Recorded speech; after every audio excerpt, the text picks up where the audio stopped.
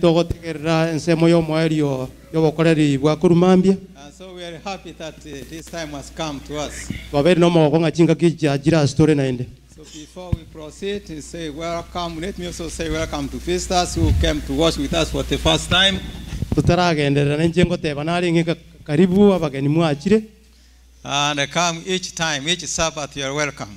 Naende karibu kire sabato. And those who are not with us here last Sabbath, we say thanks for coming today. Ase boli mutarenga sabato yaera twatebire karibu nainu. And next Sabbath we have Holy Communion. All of us, we need to be here also. Sabato ego chanto bwate Pasaka. So prepare for your souls to meet the Lord next Sabbath through the Holy Communion. Ariga nimyo ya inaso kumera no monene sabato egocha. Also can say thanks so much for the way you are doing and you want to maintain this church. Bia mona semire momo endete kokora eker aso korange kanise yembu yega enderete. So I saw many men in front and that was a men mass choir. Na ore choir ya basacha gaiga ya lengene. I don't know if we understood the words in that other message of the song. Tima yetu sentwa igwa mangana lenga sokotero ku. This song tells us that there are two, can I call two people? Maybe a person and a creator. Ntobwate abantu babere omo egetongwa amono motongi. So the creator has come to a point of saying, bono omotongi ojira sago tebanga to the creature has come to say to the creator, egetongwa gyajira sigeko tebyo motongi, that you creator, nga yo motongi, you created me, ngwa ntongete, I am here, ondega, and you are there, I know rabu, and there are things in this world. Nebi ntombiro asenseye. Now the composer of the song says, I don't want to have anything between me and you, my creator. Nothing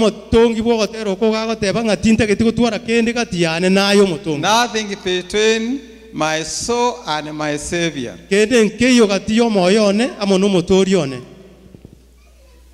Is that your song? Is that really your spiritual experience? Or there are some things between your soul and your Savior? So at this hour, I want to share with us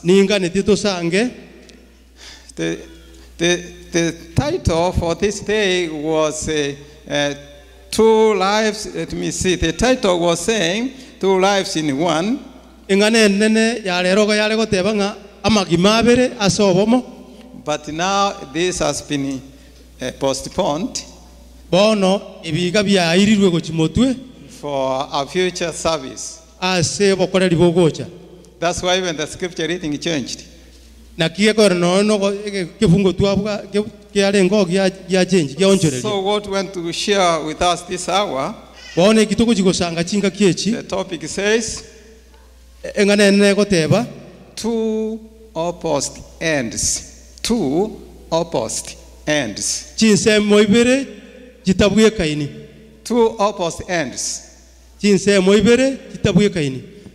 That's what we want to share at this hour. So let us pray.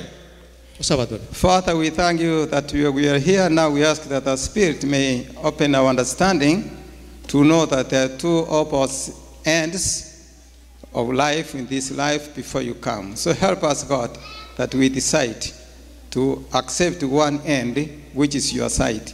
In Jesus' name we pray. Amen. Jesus was preaching to people, teaching people. And really, many of them were people who attended church, people who knew the Bible, claimed to know, of course. People said they knew, they kept the commandments. So Jesus came to these people. And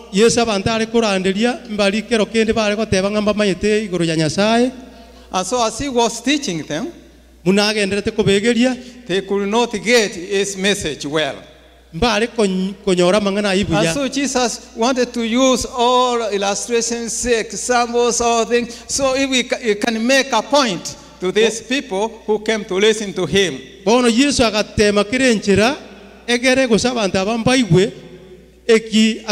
used all means possible because he loved them. And so he did not want them to miss the point. Many of these people were Pharisees. They were called Pharisees. The Pharisees were the people who say they knew the Bible, the commandments. They are from the Jews. For them, they were children of God. But when Jesus came, he found that what they claimed to pay was false, was not true. So one time as he was talking to them, he told them this in this Luke. Now we are in Luke 16. Let's start to Luke 16. So the scripture reading said, verse 13. Verse 13 it says, no servant can serve two masters. Either he will hate the one and love the other, or he will be devoted to the one and despise the other. So it says, no servant can serve two masters. He cannot serve them equally. You cannot work. You cannot serve two masters. See, for them in their time, they had masters and servants. Maybe it might not make sense to us because we don't have masters and servants in our time. But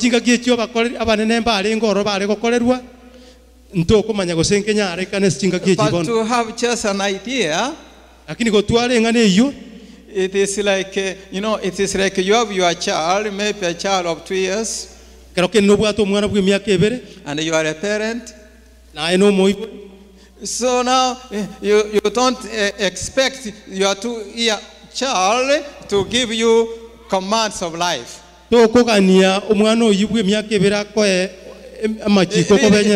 cannot expect that now you listen to your 2-year child to tell you what to do. Instead, it is you who will tell your 2-year child what to be done. And so this is the way the servants and the masters behaved at that time of Jesus. And so Jesus was telling them, you people, you have servants, some are masters, but no servant can serve two masters the same way and equally.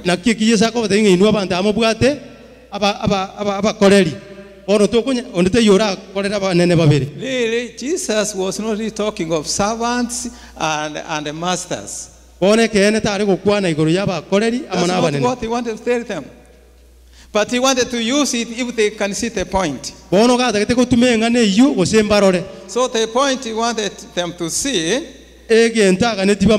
that's the last part of verse 13 of Luke 16. You cannot serve both God and money. You cannot serve both God and money. So when as Jesus was looking at these people, he found that these people, they loved money more than loving people, even loving God. That's what we find in verse 14. The Pharisees who loved money heard all of this and were sneering at Jesus.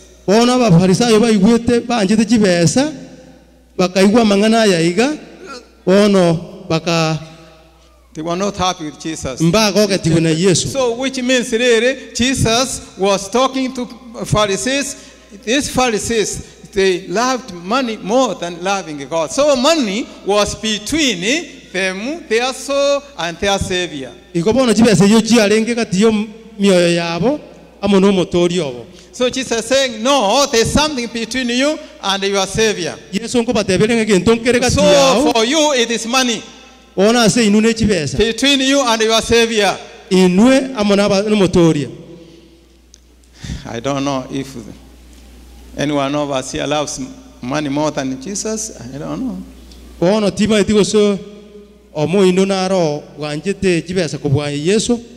Can the underpaid person love money more than Jesus, or it is the wealth who may love wealth more than Jesus?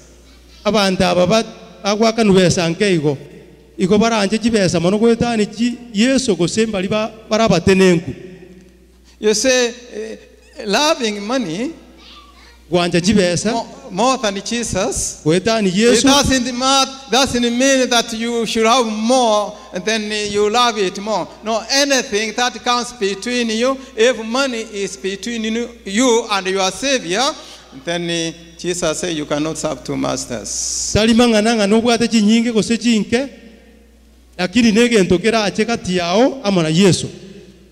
You know, the Bible says the root of all evil is just wanting money. And we have seen that there is no point in time when someone will say, now it is enough, I don't want to get more money. There is no point in time. Because the more you get, you know, the more you want to, you know, use the money.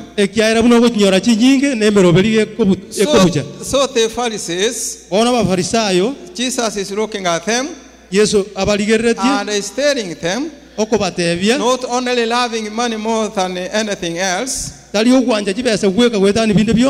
have love of self-love. That's what he's talking in verse 15 also. He said to them, you are the ones who justify yourselves in the eyes of men, but God knows your hearts. What is highly valued among men is detestable in God's sight. He said, you are the people really who want, in other words, you want to kind of prestige. You want to show. You want to say, I am somebody also.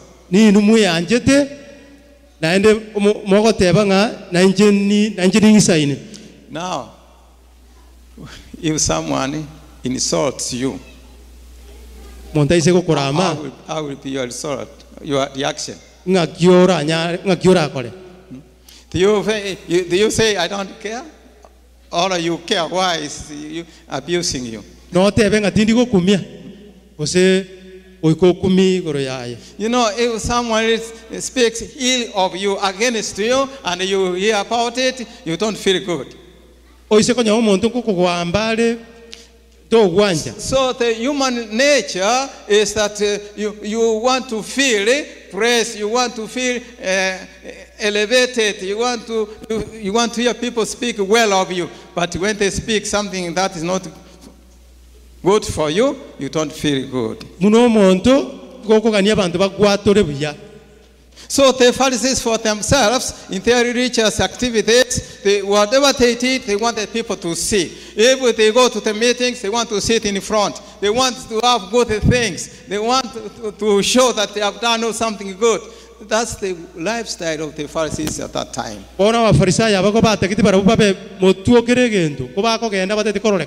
So Jesus wanted to teach them a lesson. And the lesson he wanted to teach them, he says that there are two ends, opposite ends. You will never take the two ends. You go to one end or the other. Only one end you will find yourself. Even we ourselves here, we have just two ends. You either end one side or you end the other. And the way you choose your destiny depends how you relate to Jesus, how you hear God's message. So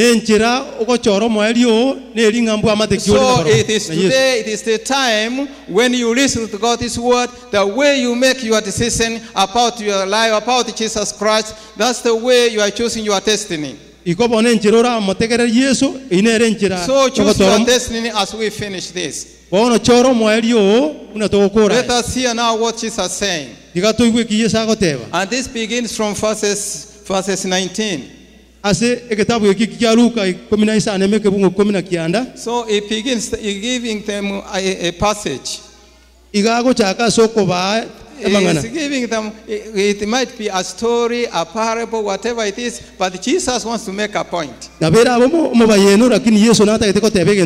So he says that there were two people.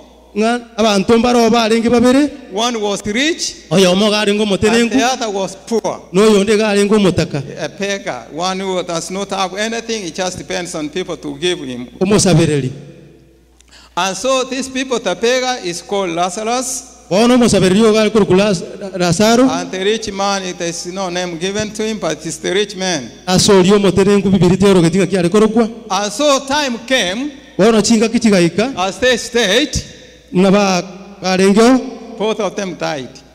The rich man died, and the beggar, the poor, died. So remember that whether you are rich or you are poor, whatever you are, but death can affect you without, regardless of who you are, regardless of your status. So death could not spare poor that is poor. We don't want this poor to die. And even the rich one, the death could not say, no, this person has money, is rich, he can support the community, he can help people, so let him continue living. No, when death comes, it comes. Regardless of your status and your conditions and your situation. So both of them died. Now, when they died, what we see here now is verse 23.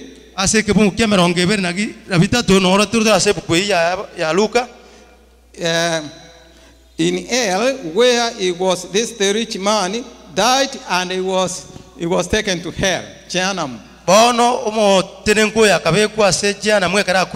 So, but remember, this might be a story, may not be a true story, but Jesus was wanting to make a point. And the point Jesus is making is what I told you, that there are two ends. So he died, he was taken to hell where he was tormented, and he looked up and saw Abraham far away with Lazarus by his side. He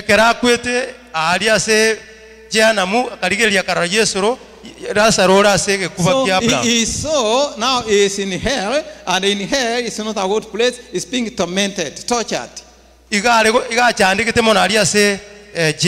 But looking up, he saw Lazarus in the bosom of Abraham.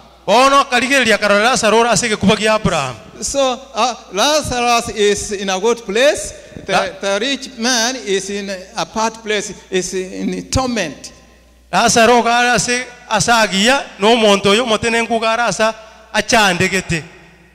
You see, his riches could not get him out of hell.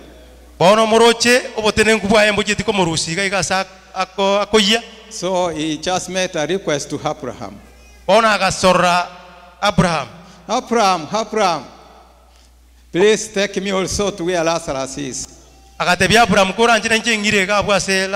Please take me to where Lazarus is.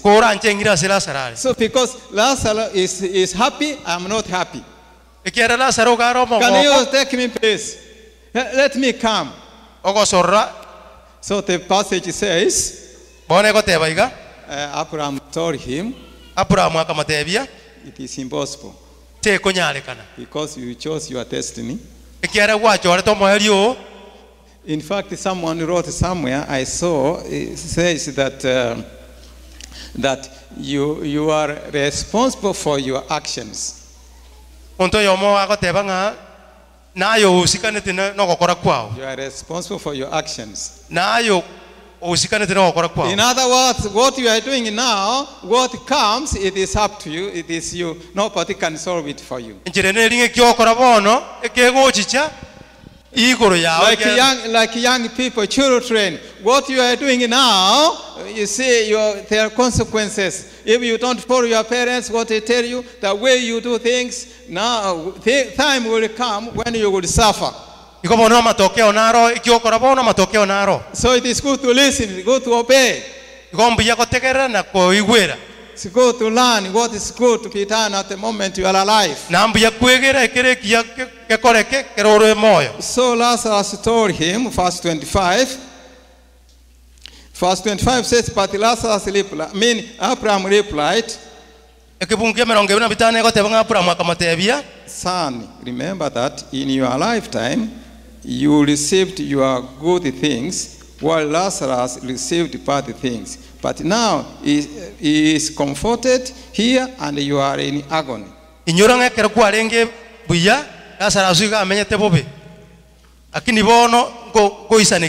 Remember the choices you made when you were alive.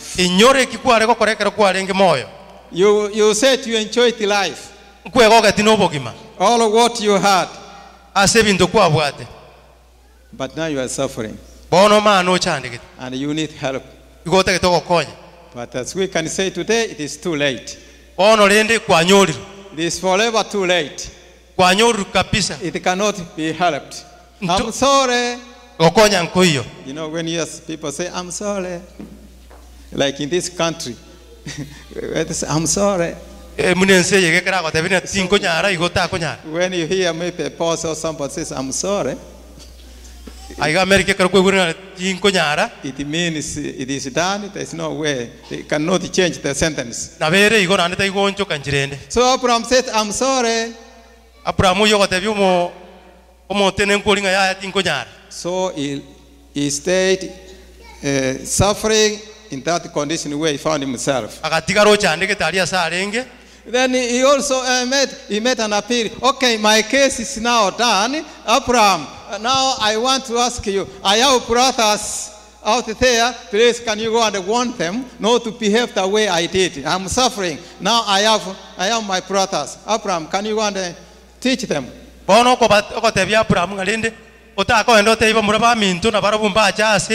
He says, I beg you, go to my father and speak to my brothers. So Abraham said, well, they have Moses and the prophets. They cannot listen. Their case is like hopeless also. So the parable here is telling us, whether we call it a parable or a story, it may not be a true story, but Jesus was making a point, my friends. The point Jesus is making here, there is heaven, there is hell. Either you go to heaven, in other words, we are preparing for heaven today. Your everyday life, you are either preparing for heaven, or you are preparing for hell. That's why Jesus said there are two ways. So you choose one. There are two sides, goats and sheep. So there are these two sides cannot be mixed. So it is choosing one or the other. And so we are choosing heaven. How are you choosing heaven? Are you sure that now you are on the side of heaven or you are on the side of hell? So my friends, life depends on your choices you make today. The choice you make between you and your Savior. The Pharisees also, they claimed that they were reading the scripture. They were reading the Bible. But Jesus said in John 5:39, he said that you started the scriptures, yet you refuse to come to me to have life. You have the Bible, yet you don't follow what the Bible you have tells you. You have it, you read it, but you have not followed what it says to you. So it cannot help you unless you follow what you have tells you. Giving a few examples. If I give few examples, what the Bible says, just basic examples. The Bible says, keep the Sabbath day and do what? 7 days, 6 days, do what? The 7th day is the day of who? On it, you do some work. You go to watch games. You go to make up grades in school. Sure, young students, the Bible says you can go to school on Sabbath. They don't know. Parents tell them. But we know this. We have the Bible. We read it. But we do what it says. Jesus says you read the scriptures, yet you don't come to me to have life. What about those who have been in the church for the longest, like offerings and the tithes? Do we return the faithful tithe? You know, the Bible says 10%, just it is not yours, put it aside. Do we do so? Do we do that? Oh, you say, well, I can do it next time. I can do it. Let me finish this. You try to negotiate with your Creator.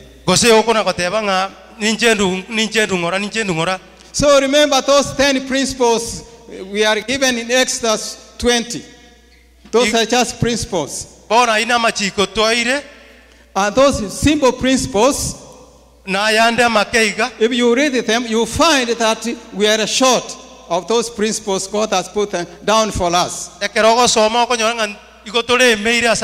10 principles called the commandments, 10 commandments.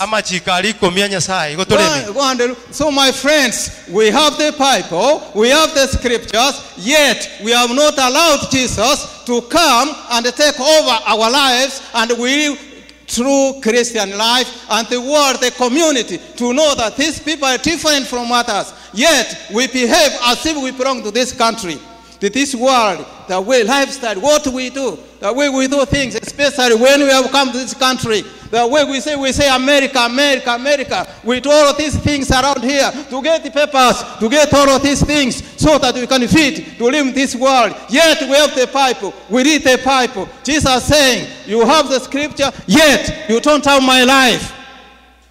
This Jesus talking.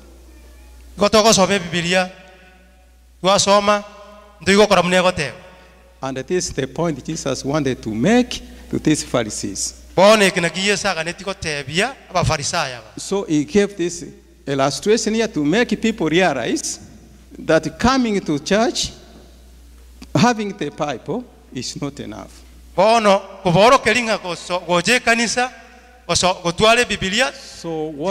what we are doing today is determining our destiny. Lazarus and the rich young ruler. I mean, Lazarus and the poor, the beggar. So Jesus saying, let nothing be between you and your Savior. Jesus says, if you come to me, I can give you power to become my child. You see, I am happy that I am a child of the King. I'm happy. And you will be a child of the king as well.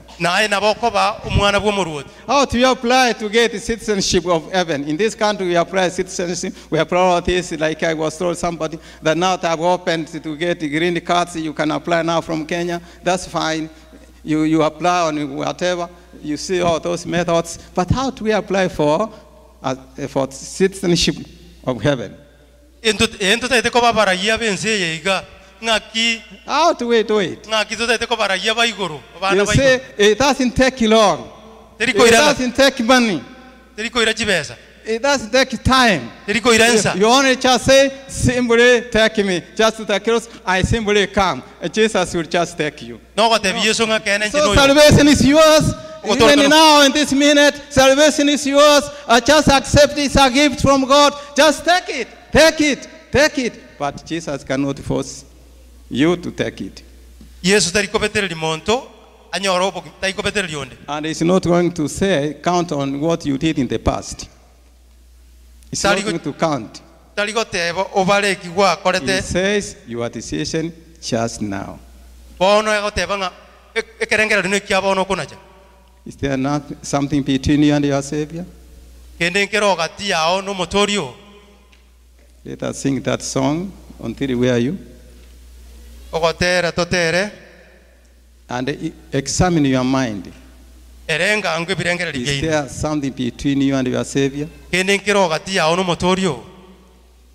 there is something, Jesus is there to take care of you. And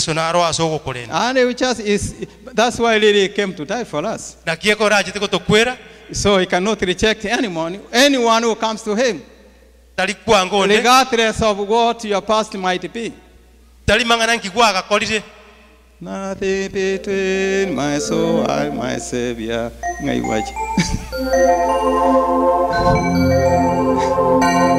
As we sing, please let us remember the words, what it means to us.